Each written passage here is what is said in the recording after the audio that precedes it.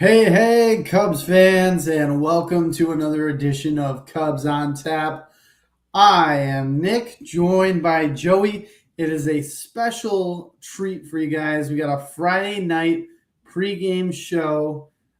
Joey and Nick, late night Friday night. Does it qualify? Maybe. Joey, how are you?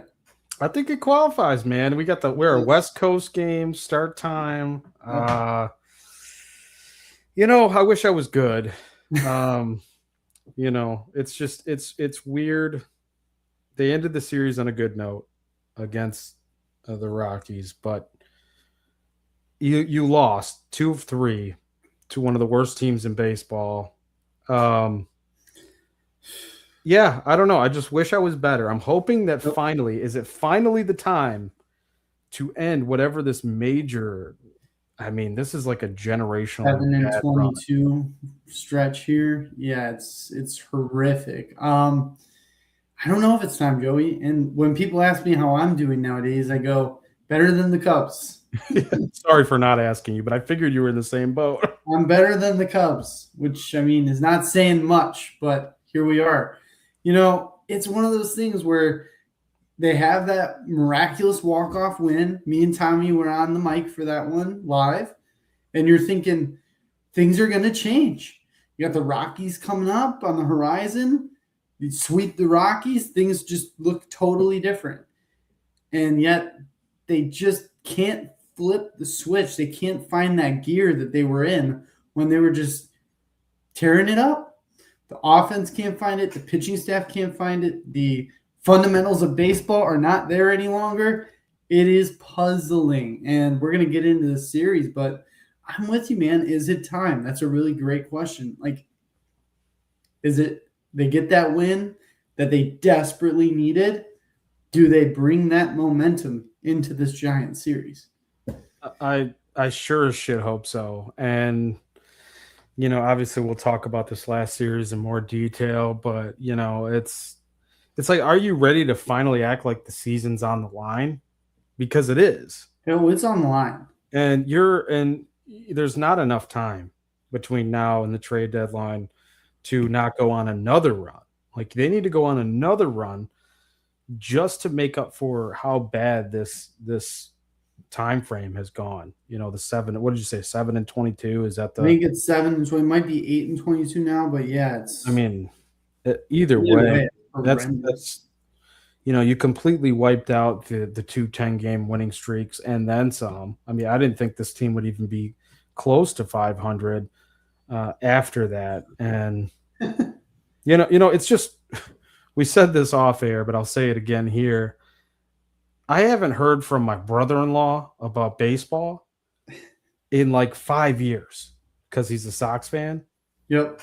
And this is not, and I'm not trying to do this right now. This is not about the Sox. This is not about that. It's about the Cubs and being miserable. But all of a sudden, and because they are the more fun team in town, yes, right now, there's no question about it. I can admit that. I think we all could admit that. Yes. But all of a sudden, I'm hearing from my brother-in-law about baseball again. And I can't say anything, and I won't say anything because I'm just miserable. We're all just miserable. We're miserable. And honestly, you bring up a good point. Like, we're not here to talk about the White Sox, but this Cubs team completely lacks fun. Even when they were going on their good streak there, they didn't really have that thing. Like, the White Sox have Mike Vassell with the freaking wand, and other teams have their home run celebrations. Like, where is that thing that is going to be non-baseball that turns the vibes around that clubhouse? Where's Alex Bregman? Where's that fire that we were supposed to get? There's so much we can point to and be pissed off at and go, why isn't it there? And the question is, are they going to be able to turn this around enough to not even be sellers at the deadline, which is, I would never in a million years during that stretch where they won 10 games in a row. Right. That we were going to be saying, are they going to be selling? Now we're kind of looking at this going, are they going to be selling? Like, it's wild. You're 100%. It's night and day from where they were to where they are now. And Yeah, I mean, what is that? What is going to be that thing? I think the only thing we've seen so far, I mean, obviously Ben Brown has been a story. That's been a huge story this year. But PCA, like I guess maybe it's the stretch out when he does Yeah, that's the only something he's thing. doing like the Which we could speculate all day what that is. I have my own. the half fucking motion, half stretching it out, whatever Is that is. that an ode to what he said at Guaranteed Rate Field? In the clubhouse, you never know. They could be talking about that. But he's the only one with that fire and that passion and that fun, right? That you look at him and you go, that guy's having fun playing baseball. That is what you need. You got 162 of these things. And if you get stuck into this, I'm sorry, but the way Alex Bregman looks right now, like you become miserable in baseball. Like he is trying to get out of a funk. And once he's out of it and playing well, he's going to look completely different. He's going to be smiling. He's going to be having fun. He's going to be going around the bases celebrating. But right now, he just knows that at this point, this is like you're in dire straits time. Like this is a very bad time for this baseball team. And what do? You just got to play baseball, win series, and there can't really be that fun element right now because it's not fun until you're winning. You don't get the winning unless you're having fun. It's a horrible thing. Were you encouraged at all by what you saw from Bregman in the last? He had a couple hits in another game too in this last series, but just by the last game, I guess. Like, was anything encouraging about what you saw? It's funny because we know how bipolar the Cubs X is, and I saw like a couple of people like he hit a home run, he's fixed. Like you're in freaking Colorado. He should be hitting multiple home runs. All of these guys should be hitting multiple home runs. I'm semi-encouraged. I'll be honest with you, Joey. I was one of the guys beating the drum for Alex Bregman, so I'm now even more disappointed than probably the guys that weren't beating the drum for him because I was really thinking that he was going to be that it factor to this Cubs team, and he hasn't been at all. He has not been. And I get he goes on slow starts. I get what Dusty Baker said, all of that. But at the same time, it looks even worse because the other guys aren't performing behind him. So it stands out even more. If like they're doing fine and they're winning, that's one thing. Like you don't look at Alex Bregman, but you kind of have to point to him because he's the star that you went out and got. Yeah. And it hasn't worked. And he still missed pitches in this last series too. Even though he had a decent series, it was still. He swung at a pitch that was like up here, and I think JD even said on the broadcast, I think we can find metrics for this, but I think that's the highest pitch Alex Bregman's ever swung at in his career. Damn, I mean, it wouldn't shock me if it was. I mean, being way up there, yeah, it was way up there. So, you think he was just trying to cheat on that then too? Like he's trying to do. He's not seeing it. I think he's just not seeing it, and then he's getting like he might be trying to cheat. He might be trying to get an edge, but I don't think he's seeing the ball well at all. And I don't mean cheat like he's putting cork in his bat or something. I mean, I know, like get the jump on the pitch. Like getting early. This is going to be a fastball and sell out on the fastball. He may have sold out on the fastball there, but at the same time, when like guys are seeing the ball well, and this, they'll check up or they'll have an awkward swing. He full out swung at that pitch that was like up here, and it's like you can tell he's just not seeing it correct. Like in. Say as another guy that you can look at, and when he's seeing the ball right and like there's pitches down in the dirt, he won't even flinch. Like he just knows. Kind of the same thing with PCA or any good baseball player that's got discipline at times. You can tell when they're seeing the ball good, and none of these guys are seeing the ball well at all. So it's a bad combination right now. Yeah, it is. Yeah, there was a couple guys that had. Outside of that actually had decent series that I thought, maybe like Happ has not. Happ's been pretty good lately. Happ has been good. Yeah. And, I guess we can go through each game a little bit, but it's encouraging to see. But, when you're at Coors, man, like those first two games it's unacceptable. It's unacceptable to not hit at Coors and you're facing – the first game, I mean, I don't know. I'll just tell the first game is all around terrible. It was 5-0 before they even got off the plane. And Bush, I know he hit a home run in that game, but that was it. There was nothing else in game one. But to your point, in game one, in Coors, 5 runs should be like a 1-run lead. That's how it should be. They should have been able to, if they were firing on all cylinders and as an offense, 5 runs would be like, at Coors, we're coming back. Like, this is no issue. Yeah. Yeah, but they couldn't do anything. Yeah, they couldn't do anything. Yeah. I can't blame Colin Ray for being pretty bad in that game. I mean, he's not supposed to be good at Coors. Like, the way he pitches, it's not supposed to align. No, it doesn't work. It doesn't work. And he's given you really good outings at other times where, like you said, you can't blame him because he's not supposed to be that good. He's not supposed to be the ace of your team. And at times he's given you exactly what you needed, and they've either pissed it away or they've taken advantage of it when they have been in their good stretches. But this team is so streaky, so hot and cold. So it's tough because, like you said, you wanted to see them flip the switch. I thought they were going into the series. And then they just lay an egg on Tuesday, and you're like, what are we doing? Like, the offense was completely dead. And I think, what did they go for? It was like 0 for 7 with runners in scoring position, something like, again, that just comes back to bite them. Like, they get the runners in scoring position, they can't score them. It's like, that is their Achilles heel right now, is the runners in scoring position. It's something about it. Like, they can't bring them home. Yeah. And that's a problem. It's a team-wide issue, that's for sure. The runners in scoring position thing is, I think the only one that's doing anything is PCA. PCA.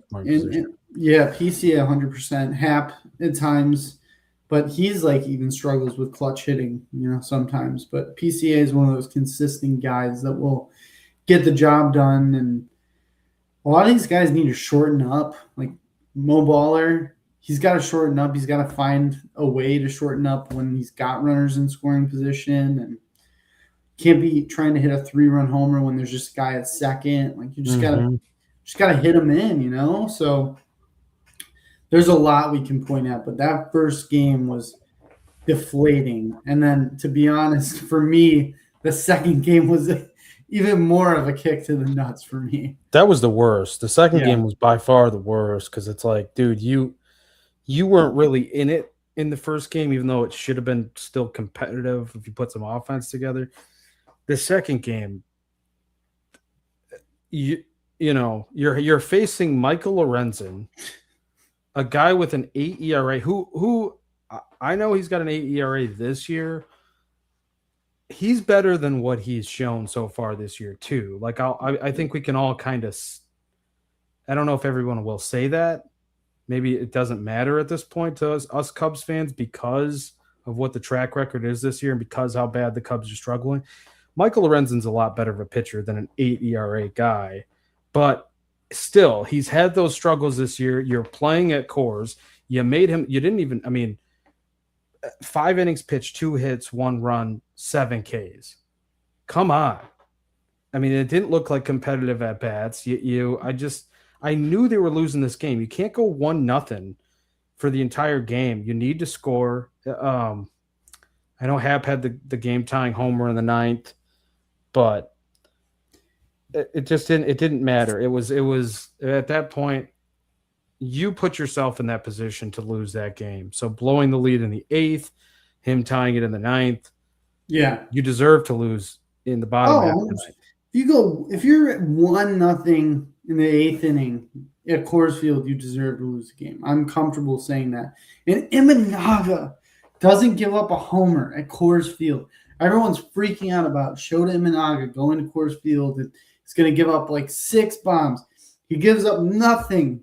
He goes 5 strong innings, strikes out 7, and you can't get 3 runs for him. You can only put up 1 run. And then the rest of the guys did really good as well. It just ended up being Palencia, of all people, gave up the lead. But it was such a tight game that was bound to happen. But to your point, Joey, you have to take advantage. You have to score runs. That's what you have to do when you're in a place like Coors Field, and they didn't do it. And that's, to me, the most infuriating game of the in a while because it's the Rockies. Shota does the unthinkable and doesn't give up a lot of runs. I thought he might give up 3 and we'd be fine. We'd still win the game. He gives up none, and Dude, you can't win the game. That's ridiculous. With his all of his home run struggles. Excuse me, crack them. Little foam was building up. I just had to. I got my dugout mug here. Crack them. Yeah, summertime adult pop. Yeah, I just when you get show. Oh, you muted yourself, Joey. Muted myself on accident here. I'm trying to wipe off the suds from the computer. Yeah, that's such a good point by you, dude. You get Shota, and it's a game where he doesn't give up the loud, nothing. He doesn't give up anything. The home run ball that you would expect to be an issue for him, it is everywhere else, but at Coors, it's not an issue for some reason. Weird. And they don't capitalize on that. It just feels like to me, Nick, it's everything is happening the opposite, no matter what it is. If you get a good pitching outing, you can't get good offense. If the rare occasion happens that you get good offense, the pitching might not be there, or vice versa lately during the stretch. And really, I mean, that's not what happened in the final game of the series. But to me, you lose those first 2 games, and it's like, I mean, you're just hoping, like, can we just end this misery? Like, just win one at this point. Gotta salvage it. Yeah. It didn't matter. It's like, it's still, to me, the series is still as painful even after winning that game. Yes. Because you should have taken 2 out of 3 easily. So I'm not sitting here super happy after that last win. No, me neither. And I don't think a lot of Cubs fans are. They could have won that game 25-0, and I don't think anyone would have been happy because your mission was to go in there at the bare minimum, win the series. But really, it was to sweep, to pick yourself up from such a horrendous stretch of baseball. After such a good stretch of baseball, that was your mission, is to take these games that are gifted to you on a silver plate in the middle of June, this stretch of Giants, Colorado, and you can't take advantage of it. It's infuriating. And we're going to get into tonight, and the series is coming up, but this is the whatever you call it, midnight hour, the doomsday clock is getting close, whatever you want to call it, Joey. This is a problem. It didn't have to be. It is, and people are going to start calling for jobs, and they already are. Yeah, they already are, big time, yeah. It's going to happen. Like, Dustin Kelly's going to be first for sure, but it's a scapegoat, man. Yeah, there's going to be, yes. I was talking with some of the guys in my team about this too. Yeah, Dustin Kelly would be to me the biggest scapegoat, because like a lot of these guys, I mean, Bregman, dude. Bregman's got his own like hitting coach. These guys don't listen. Mm-mm. They don't listen to what Dustin Kelly, maybe minor things, but not major things. It's not Dustin Kelly, man. You got to find some accountability. Like, the players need to perform. Yeah. At the end of the day, this is all I'm going to say about this for this show anyways. I totally understand that maybe roster construction wise, you could even go down the Craig Council thing, the leadership thing. Cool to see that he did get tossed out the other day. I was happy about that, but showing a little fire in that situation. But this is all I'm going to say about. At the end of the day, no matter what you did to put this team together, we all had our preseason predictions about how the season was going to go and the areas that we thought that they were actually light in. I don't think offensively was a major projection. We weren't projecting them to be this bad.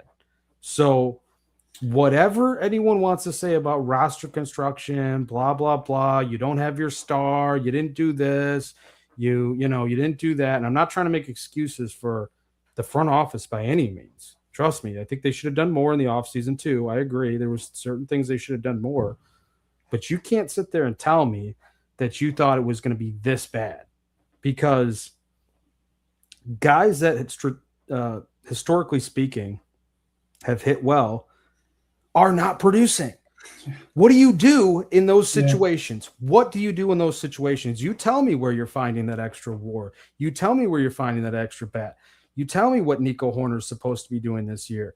Tell me what Bregman's supposed to be doing this year. Seiya, what's he supposed to be doing this year? I mean, those are three of the main guys right there in the heart of your lineup that when they're going good, you're probably doing really well. So 100%. It's a problem, and players need to perform, man. That's pretty much what it comes down to. They need to play. I'm glad you said that, Joey, because a lot of people, they do scapegoat, they do point to coaches and things like that. But you have to look at this. You have an example of this year of good baseball, of the same team. This isn't a different team. This is the same team of them doing really well, and now they're not. And it's the same coaches that were there before. So this comes down to the players. And Darren has a really good comment here, our friend Darren here. Until we can start scoring more than 1 or 2 runs a game, pitching woes are moot. 100%. Yeah. We talked about all the injuries of the pitching. That goes to the wayside with how this offense has been. It's been mainly an offensive problem with this stretch of baseball. They can't score runs. They can put them on base. We know how many runners they've left in scoring position over this stretch. It's sickening, but until they start to bring guys home, get them on, get them home, we can't look at the pitching and point any fingers at them either. So really it comes down to the offense, not pitching, not coaching, the offense in their performance. That's what it comes down to. And I will say too, Craig deserves a little bit of blame for his unwillingness to shake things up. Because there's no reason why you're not going to give opportunities to guys like Pedro Ramirez and even Matt Shaw. He just came back from the IL, and you're sitting him down on the bench constantly when all these other guys aren't hitting. You're just expecting them to bust out of it. Now, they did kind of bust out of it the other day.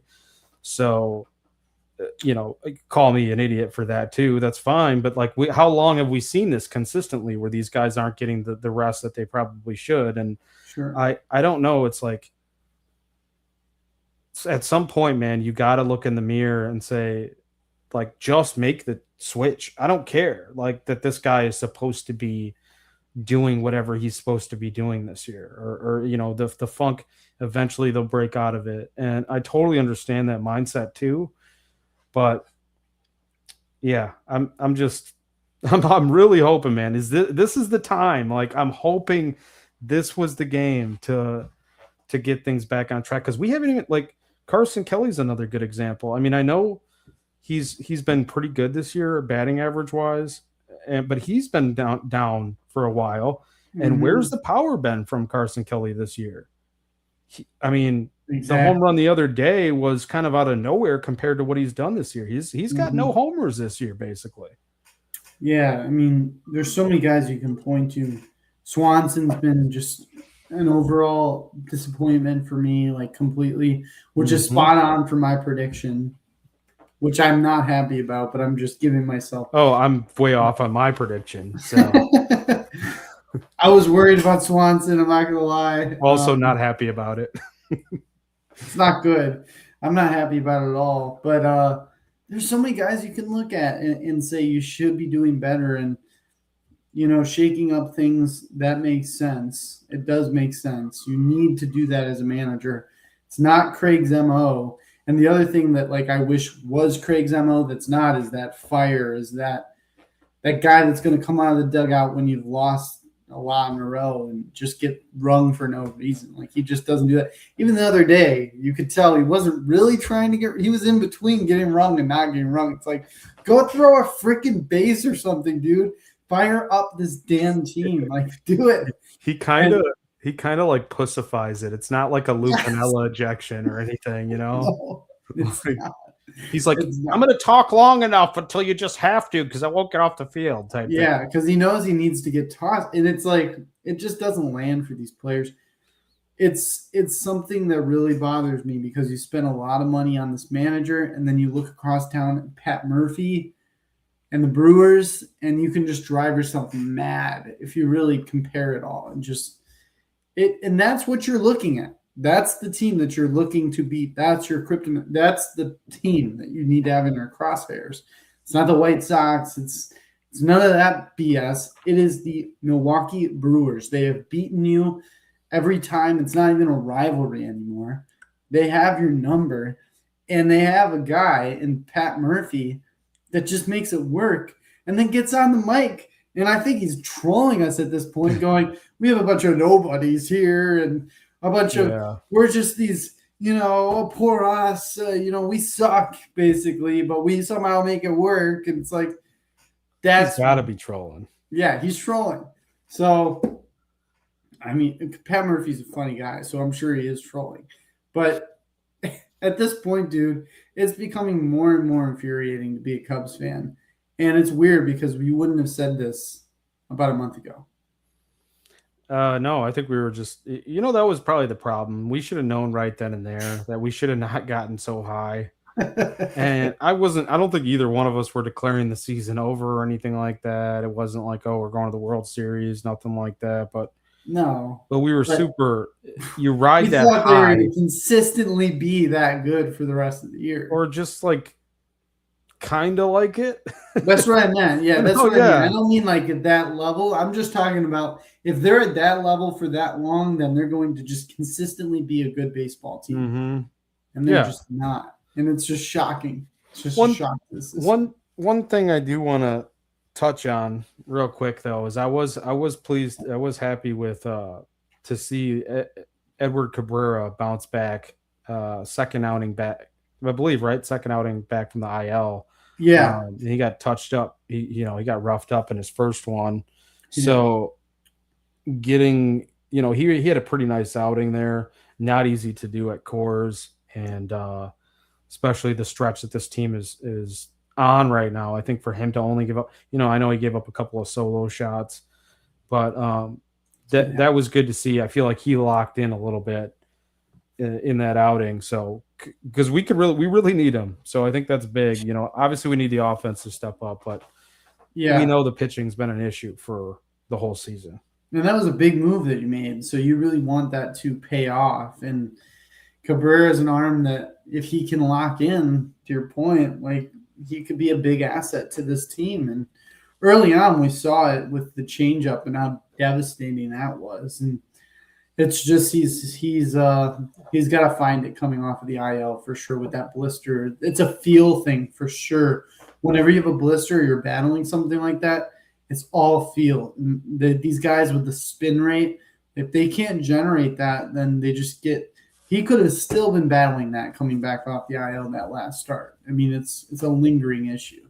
Could have for sure, and I wouldn't be surprised if it pops up again because it's not the first time in his career, obviously that's happened. So I have a very weird off-topic question to ask you. Well, I guess it's on topic, but do you know in the rules? So like in golf, right? When I go golfing, I always tape my finger here with the blister tape because I get blisters because I squeeze too hard. Do you know in the rules if they're allowed to tape at all? For your pitching hand? Anyone in the comments, go ahead and throw it in there. That's a good question. For your fingers, I don't know. I would say, like, first guess would tell me yes, as long as it's not white. If it's not white, if it's like black tape or something. But on the other hand, any sort of like substance on your hand and change the So I would probably guess maybe not. I know. That just popped in my head. That's a good question. I don't actually know the rule on that. I've never actually thought about that. Because that could be something. But I know that's just been a common thing throughout his career. And as you said, it could pop up again. So I was just saying maybe he just needs to tape it. No tape, just rosin. Okay, that makes sense. Yeah, that does make sense. Yeah, because I do believe like if you have some sort of tape or something that could definitely affect spin. It will affect the ball. Yeah. Yeah. So that does make sense, but which makes it hard for him because it's definitely something where the way that he grips it forces more blisters. But you know what though, like I always find that interesting too because I know blisters like it's not the same as like callus, but No, as long as you keep doing it in the same location and stuff, you would think that over time, it would like get stronger or something. yeah, like you or just I don't know to as a much. point. I know about calluses from guitar. You do develop calluses, but they're not blisters, and they don't end up being like blisters. Mm-hmm. So I don't know if it does get stronger or not. But history with him would tell us that no. And with Rich Hill, right? Rich Hill had the blister issue too, Mm-hmm. because I had him on my fantasy a few years, and man, he screwed me over with blisters all the time. So Isn't it wild that Rich Hill, he did have a lot of blisters, I think, but then isn't it wild? Like early in his career, I feel like he had so many injury issues, and then he becomes like this model of durability when he's yeah, like every 37 team. to like 42 or something. Like he's never come. I mean, yeah, he might have missed a couple starts with short term like IL stints or whatever, but Yeah. Rich Hill, Dick Mountain, felt like he was out there all the time though. Literally. It's Yeah, crazy. it's funny. That's how it ended up, man. Well, we've gotten off task, but here, ending up that What we do, man? series, right? You do end on a good note. You go into this series on a good note, technically. What do they need to do to carry this momentum at Oracle Park? What do they need to do? Do they need to? I mean, it's not going to be easy, but this isn't a team that's like a world beater. It's the freaking Giants. They're 28-41, partially because of you, the Yeah, Cubs. yeah. Not you. You couldn't take care of him before at Wrigley. Yeah, It's payback time. Have some fire. Number one, have some fire. Come in with a purpose. Be prepared to play. Like, let's start the game with our hair on fire. I mean, I understand it might not work, but you've already faced Landon Roop, who you couldn't hit him last time at Wrigley, but now you've seen him.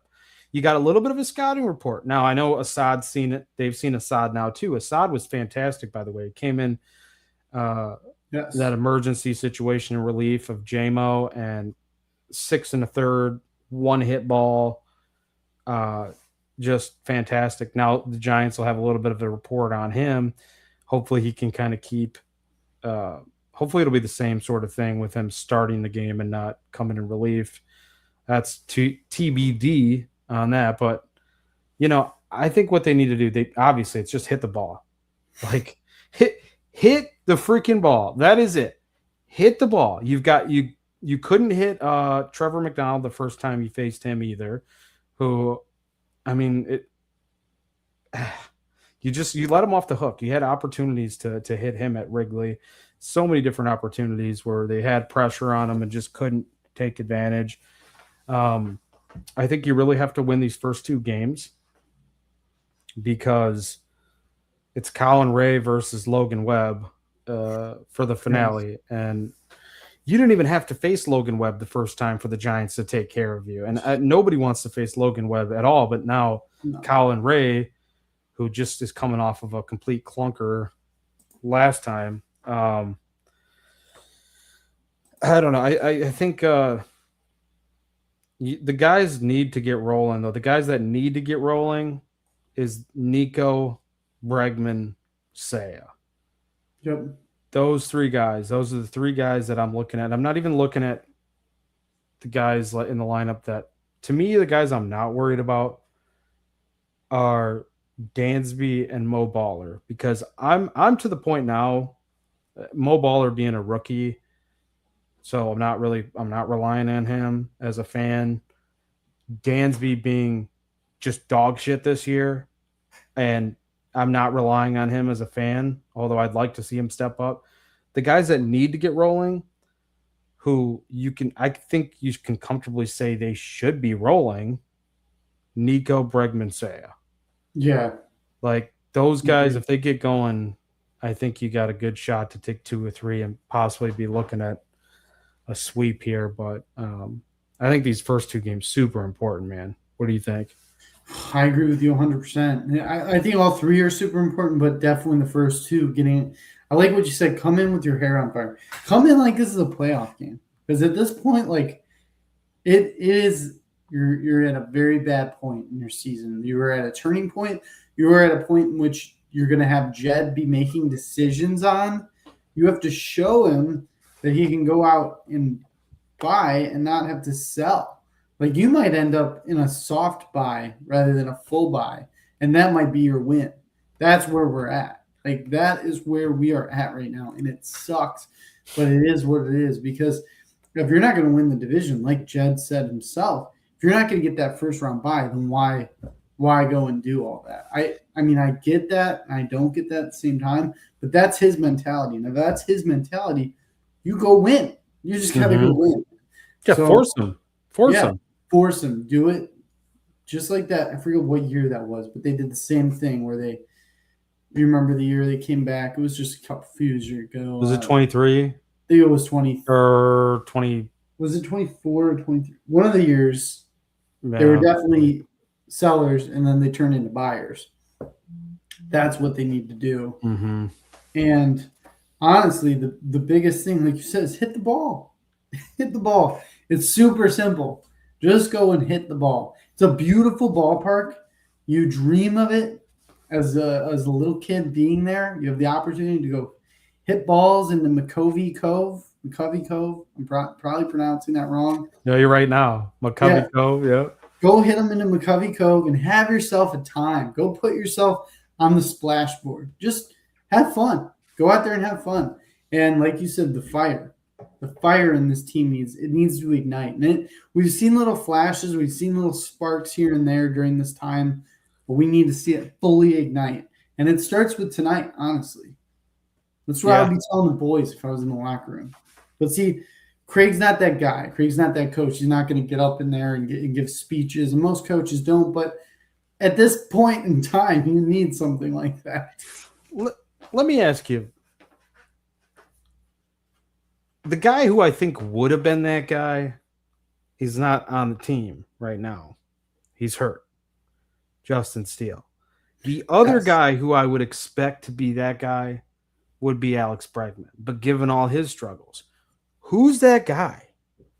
It's not Craig. Who's the guy that would step up in the clubhouse and say anything right now? Because the leaders aren't even the leaders right now because they can't show you by example. That's the problem with Bregman. He has that gene. He has that star on the back of his baseball card to be a clubhouse guy. But when you don't have the confidence in your own game, how can anyone look at you? And he knows that.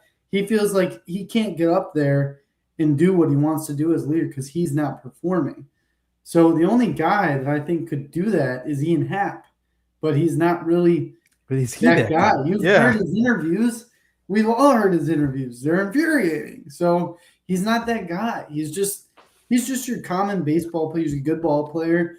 He doesn't really want to get into the politics of the team as much. He just wants to do his job and win. And PCA could be that guy, but he's too young. Mm-hmm. And he's got that. He needs someone to be that guy for him. I think eventually he might be able to be that guy, like Bryce Harper turning into that. But he needs that guy right now. Right. Like he would benefit from having a guy like Bregman that is doing really well and is that clubhouse personality. Be like, guys, this is the shit we need to do. Like here, and here. Like, and we're gonna have fun, but we gotta have fire. We gotta no more base running blunders. All this, like the very simple stuff is things that you can control. As you know, Joe, in baseball, there's very simple things you control. It is the fundamentals of baseball.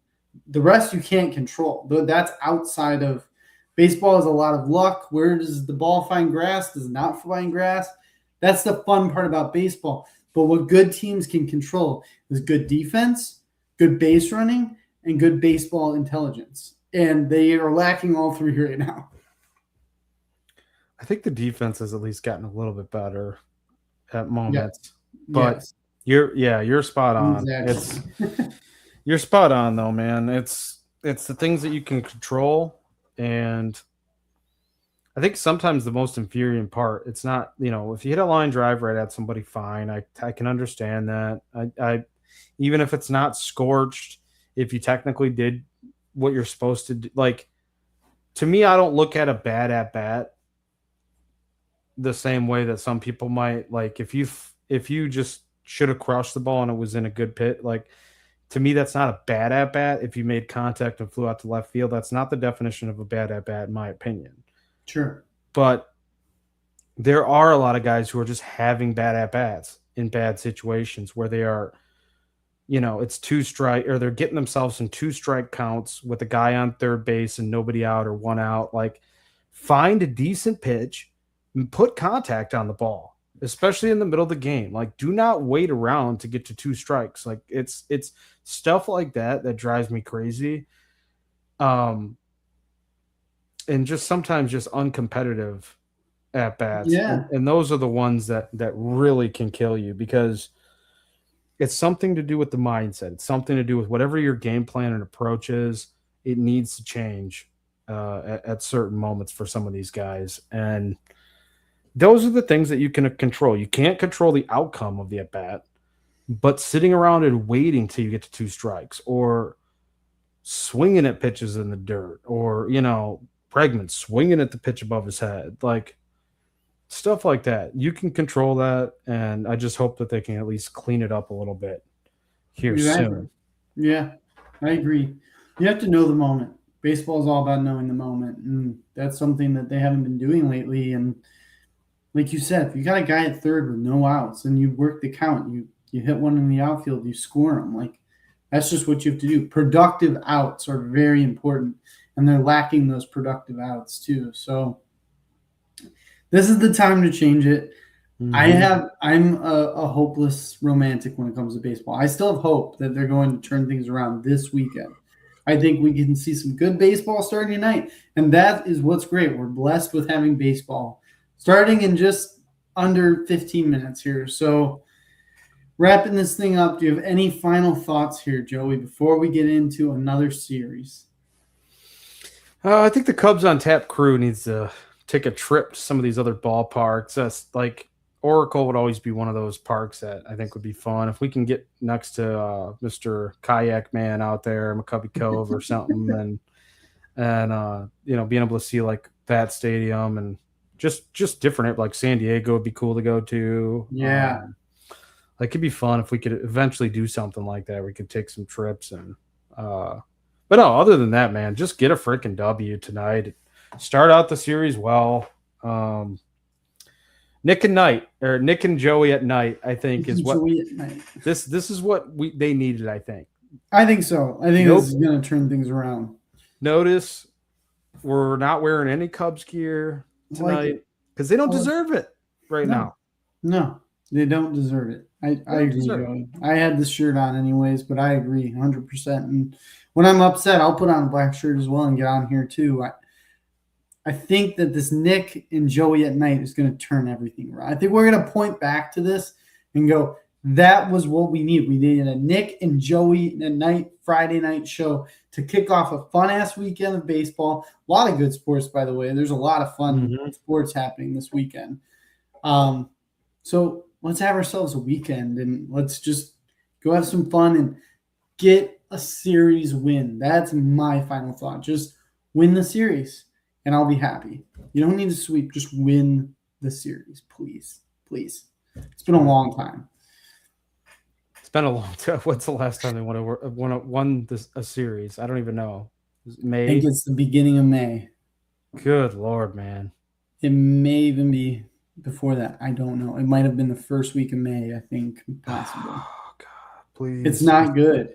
It is a big fall. And, yeah. Anyways, one final thought would be check on your fellow Cubs fan friends, and check on your people, man. This has been a very lot of stuff going on out there, and I think a lot of people are dealing with a lot right now. So it's mental health. Very important. Yeah. I think it's men's mental health awareness, right? I think it is. But yeah, always check on your people. It's important to always do that and be there for everybody. But honestly, at this point in the season 2, we have to still be grateful for what we have. You always need to be grateful, no matter what. Amen. I'm always grateful for baseball. I'm always grateful for my sports. So you're not going to see me going past just regular complaining, right? Yeah, we can bitch and moan on here, but it's never as bad as we make it sound. No, So a lot of people have it much worse. So it's Yep. all perspective. It really is. I wish I was Tyler. I wish I could take this and do a WrestleMania promo for tonight. If I could just phone in a friend and get Tyler on here to do that, that would be awesome. But I can't. But I do want to tell everyone where they can go find our stuff. You can go to ontapsportsnet.com. Go check out what's on tap. Support us. Get on there. Read our articles. There's great stuff. We have coverage of all Chicago teams. We have golf coverage. And then, as you know, we have plenty of podcast coverage as well, live streams. Go check out all the boys over at ontapsportsnet.com. You can get us on YouTube, Spotify, anywhere you can listen to podcasts, and support us using our code up top right there.